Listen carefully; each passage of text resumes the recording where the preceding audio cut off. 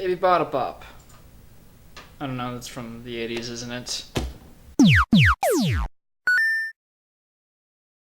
I saw Everybody Wants Some, and it was alright.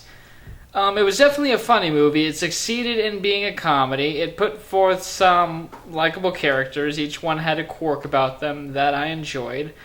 I'd say what's keeping me from maybe enjoying this as much as I enjoy other comedies is that there's not really much of a plot or an end goal. Now, granted, you don't need that to have a good movie, and some of the reviews say, well, who cares if there's no plot? It's still good. It's still like an example of college life, which, fair enough.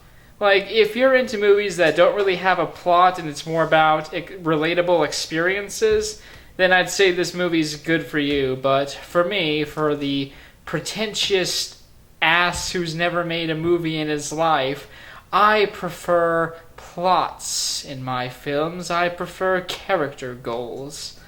I don't know. It's just a personal taste for me. Whatever. So, actually really not much to say about this one. It actually didn't leave that much of an impact on me. I guess maybe it's not against this. Shit, I really don't have much to say about this movie. Acting was fine. Capturing the 80s, I think they did pretty well. Well shot. Well directed. Now, Dr. Pepper, that is from the 80s. I saw it in the movie. Decently written.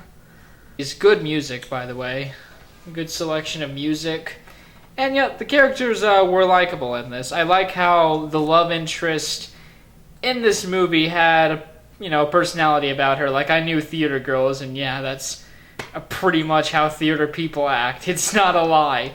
They are out there.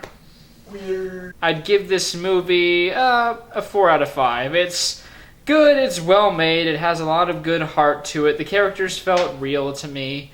But since there was no real goal for the character, and no real plot, really, then it kept me from enjoying it as much as I could. Like, if we had some of that, 5 out of 5. But again, that's a personal taste for me. This is a personal rating.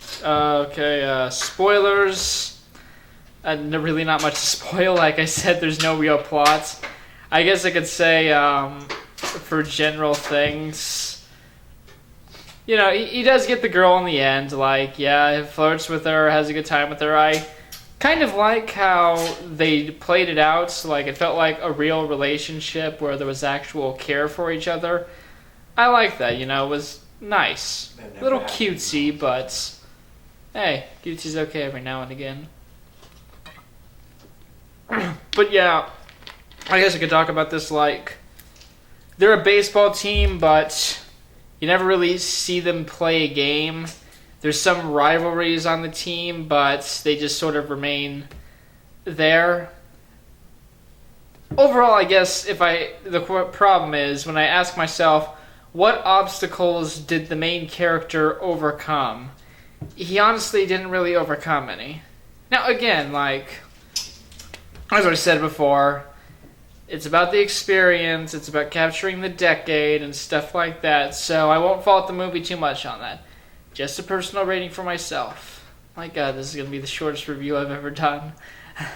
But, sure, it's a good movie if you appreciate that decade or like stoner flicks, this would be good for you. I've heard this compared to Dazed and Confused, and yeah, I can see it. So, if you like Dazed and Confused, you'll love this movie. Check it out. It's not that bad.